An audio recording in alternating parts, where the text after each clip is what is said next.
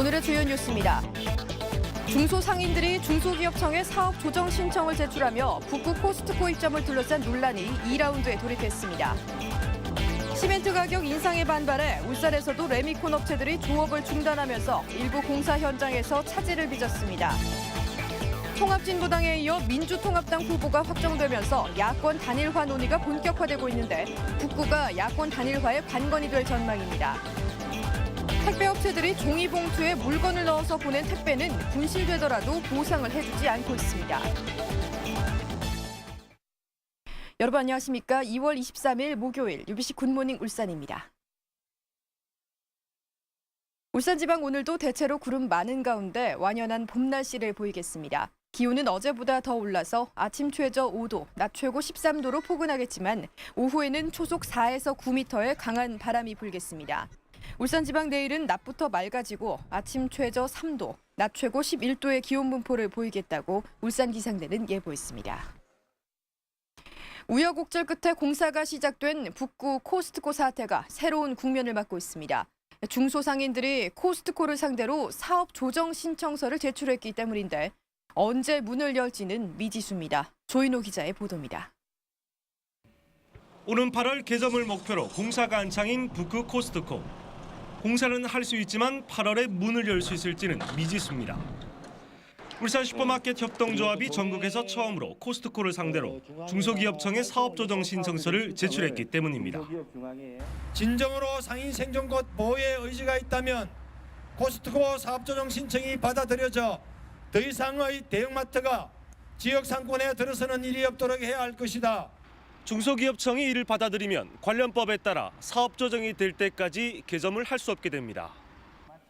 중기청은 최대 2년 동안 자율조정을 중지합니다. 하지만 실패하면 3년간의 입점 유예를 2차례 할 수 있어 최악의 경우 8년 동안 문을 열지 못할 수도 있습니다. 합의 3조에 3년 이내에서 기간을 정해가지고 연기 또 한 번 또 연장할 수 있으니까 6년이 될 수 있다는 뜻입니다. 북구청으로부터 3차례 건축 허가가 반려됐다가 울산시 행정심판위의 직권 처분에 따라 오는 8월 개점을 목표로 지난 연말 착공한 코스트코. 하지만 이번 사업 조정 신청으로 입점을 둘러싼 논란이 다시 불붙고 있습니다. UBC 뉴스 조인호입니다. 울산에서도 시멘트 가격 인상에 반발해 레미콘 업체들이 조업 중단에 들어갔습니다. 당장 큰 타격은 없었지만 장기화될 경우 건설업계는 물론이고 주택시장에도 적지 않은 파장이 우려됩니다. 서영만 기자가 보도합니다. 레미콘 설비가 일제히 가동을 멈췄습니다. 레미콘 운반 차량들도 모두 운행을 중단한 채 공장 안을 가득 메우고 있습니다. 공사 조업에 차질을 두는 부분에 상당히 저희들도 죄송한 마음을 가지고 있습니다. 그러나 단기간에 어떠한 고통은 조금 양해를 좀 해주시고. 지역의 4개 대기업 계열사를 포함해 14개 업체 16개 공장 모두 조업 중단에 동참했습니다.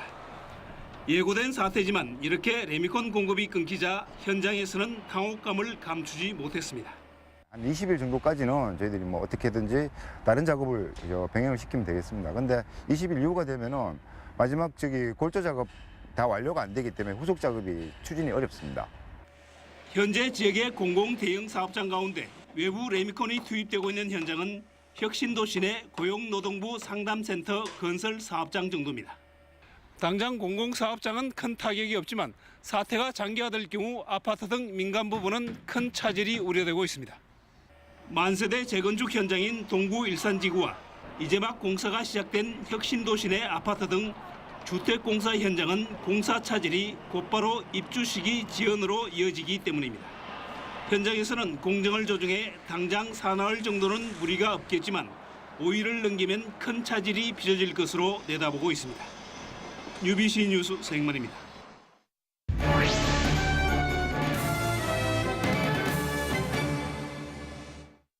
울산, 경주, 포항 통합의 효과는 연구개발 분야도 상당히 크지만 통합까지는 아직 갈 길이 멉니다. 따라서 시너지 효과가 큰 분야부터 협력에 나서 장기적인 검토와 추진이 필요해 보입니다. 김익현 기자입니다. 수도권에 비해 열악한 연구 기반 시설도 세계 시도가 협력하면 크게 개선됩니다.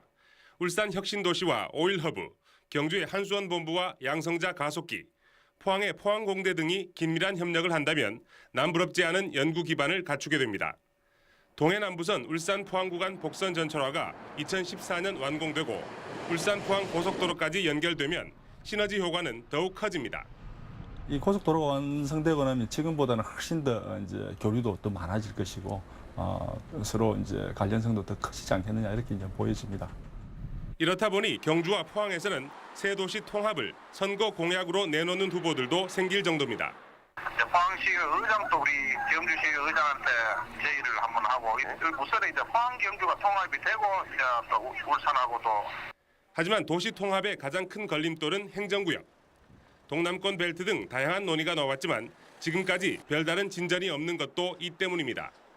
더욱이 동남권 신공항 유치와 울산의 물 문제 등 다양한 현안을 감안하면 대선 공약화 등 획기적인 계기가 없는 한 실현 가능성은 떨어집니다.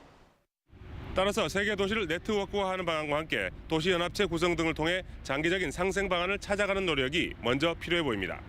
UBC 뉴스 김익현입니다. 민주통합당의 1차 공천 심사 결과가 발표됨에 따라 지역에서는 야권 단일화 논의가 본격화되고 있습니다. 북구 지역 단일화 방안이 어떻게 결정되느냐가 관건이 될 전망입니다. 보도에 선우석 기자입니다. 남구갑의 심규명, 중구는 송철호, 임동호 두 후보의 경선, 울주구는 김춘생, 송규봉 두 후보의 경선. 이처럼 1차 공천 심사 결과를 발표한 민주통합당은 국민적 시대적 요구에 따라 야권 연대 실현을 위한 세 가지 원칙을 밝혔습니다. 시당 차원의 협의나 또 합의가 끝나기 전에라도 이미 후보가 확정된 곳은 후보 간의 합의를 바탕으로 해서 먼저 후보 단일화를 추진할 수 있도록 전략적 야권 연대로 중구를 받고 남골과 동구를 내준 민주당은 통합진보당의 남구갑과 북구 그리고 울주구는 경선 방식으로 결정할 것을 간접적으로 촉구했습니다. 진보당도 중앙당과는 별개로 영남권부터 야권 연대 논의를 시작할 것이라고 밝혀 후보 조기 결정에 동의했습니다. 자체 토론되는 내용을 좀 존중하고 합의가 된 내용을 이제 마지막 조율은 다 중앙당과 다시 하겠지만 일단 그 협상을 시작해도 좋다라는 이제 사인을 받은 거죠. 민주당의 양보를 요구한 북구도 경선에 의한 단일화 방안을 수용할 뜻이 있음을 내비쳤습니다. 이에 따라 양당의 후보가 확정된 남구갑부터 야권 연대 논의가 본격적으로 시작될 전망입니다. 다만 진보 정치 1번지로서의 상징성을 가진 북구에 대해 두 중앙당 차원의 단일화 방안이 어떻게 결정되느냐가 큰 변수가 될 전망입니다. UBC 뉴스 선우석입니다. 새누리당이 공천 신청자 평가와 현역 의원 25% 배제를 위한 여론조사에 들어간 가운데 울산은 주말부터 조사가 시작될 예정입니다. 새누리당은 이번 여론조사에서 2위보다 20% 이상 지지율이 높은 이 후보는 공천을 확정하고 지지율 격차가 20% 미만이면 국민 참여 경선을 실시할 예정이며 전략 공천 지역은 별도로 선정한다고 밝혔습니다. 종이봉투에 물건을 넣어서 택배를 보냈는데 내용물이 사라졌다면 과연 누구의 책임일까요? 택배업체들은 상자가 아닐 경우 보상을 하지 않는다고 하는데 미리 알려주는 곳이 없습니다. 김규태 기자가 취재했습니다.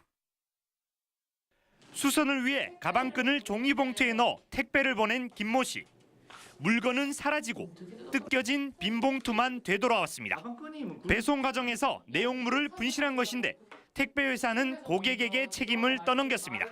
서류 봉투는 담은 거는 보상이 안 되고 이렇게 뭐 이런 거를 규정 같은 거를 미리 말씀해 주셨으면은 저도 봉투에 안 담았었을 텐데. 실제로 이 같은 종이봉투에 물건을 넣어서 보냈다가 문제가 생길 경우 피해 보상을 받을 수 있는지 택배업체에 직접 확인해 보겠습니다.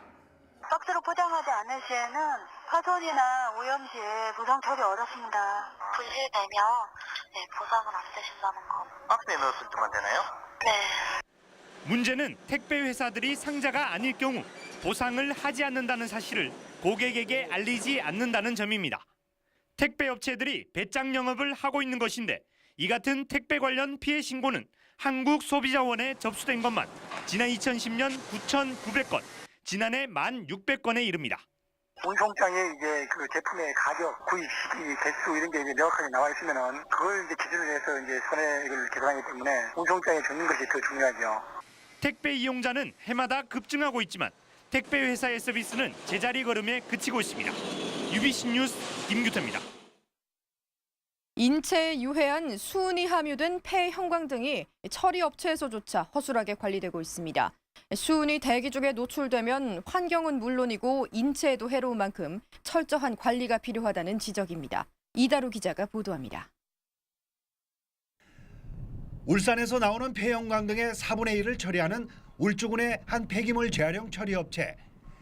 회사 한 창고에 보관해야 하는 수많은 폐형광 등이 공장 밖에 야적돼 있습니다. 인체에 유해한 수은이 5에서 25mg 정도 함유된 폐형광 등은 건물 내부에 보관해야 한다는 관련 법규를 위반한 겁니다. 옥 내에 그 폐기물을 보관하게 돼 있는데 지금 옥 외에 지금 보관돼 있는 부분은 지금 사실 그 지금 현장 여건만 가지고는 폐기물관리법 위반 소지가 있습니다. 이 업체는 지난해 당초에 신고하지 않은 분목인 폐합성 수지를 처리하다 적발돼 울주군으로부터 4개월간의 영업정지 처분을 받기도 했습니다. 폐형광 등은 수은 회수 장치를 갖춘 설비를 가동해야 하지만 설비는 멈춰섰고 작업할 물량만 잔뜩 쌓여 있습니다. 폐형광 등이 파손돼 수은이 유출되면 인근 농지와 하천 오염이 우려되지만 업체 직원도 위탁기관도 적정 처리 여부는 관심이 없습니다. 한꺼번에 일시적으로 이제 그 짧은 시간 동안에 이제 너무 많이 이제 들어오다 보니까 제가 지금 원했던 거죠. 바깥에다. 그런 물질에 대해서는 뭐 취급하는 뭐 업체라든지 그런 업소에 대해서는 우리가 사후에도 한번 가서 점검해 보는 것도. 우리나라에서 배출되는 폐형광 등은 연간 1억 4천만 개. 수은이 함유된 폐형광 등이 어떻게 처리되는지 행정당국의 철저한 조사가 필요해 보입니다. UBC 뉴스 이다루입니다. 원자재가 상승 등의 영향으로 지난달 울산 지역의 무역 수지가 3억 9천만 달러 적자를 기록한 것으로 나타났습니다. 울산세관에 따르면 지난달 울산의 수출은 석유류 제품의 호조세에 힘입어 지난해 같은 달에 비해 15% 증가한 73억 4천만 달러를 기록했습니다. 하지만 원유와 화학제품 원자재가 상승 등으로 수입도 77억 3천만 달러로 늘어나면서 무역 수지는 3억 9천만 달러 적자를 보였습니다. 울산시는 올해 화학과 자동차, 조선해양 등 3대 주력 산업의 날에 모두 36개 행사를 준비하고 있다고 밝혔습니다. 다음 달 22일 화학의 날에는 한국화학연구원 신화학실용화센터 개소식 등 9개 행사가, 5월 12일 자동차의 날에는 학생 모형 F1 자동차 경주대회 등 6개 행사가 열릴 예정입니다. 또 6월 28일 조선해양의 날에는 기발한 배 콘테스트와 물위 달리기 대회 등 21개 행사가 마련됩니다. 지난해 한국소비자원에 접수된 울산의 피해 구제 접수 건수가 1년 사이 35%나 늘어난 것으로 나타났습니다. 한국소비자원에 따르면 지난해 울산에서 신고된 것은 1년 전보다 194건이 늘어난 748건으로 이 가운데 45%인 333건은 환급이나 배상, 교환 조치를 받았습니다. 피해가 많은 품목은 상조회사와 휴대전화, 의류 등의 준을 보였습니다. 올 들어 중앙선 침범 등 법규 위반으로 인한 교통사고가 큰 폭으로 증가했습니다. 울산지방경찰청에 따르면 올 들어 지난 21일까지 630건의 교통사고로 20명이 숨져 지난해 같은 기간보다 사고는 14%, 사망자는 2.5배나 늘어났습니다. 이에 따라 경찰은 법규 단속 위주로 근무하며 합동 단속도 실시하기로 했습니다. 네, 이상으로 UBC 굿모닝 울산 마칩니다. 고맙습니다.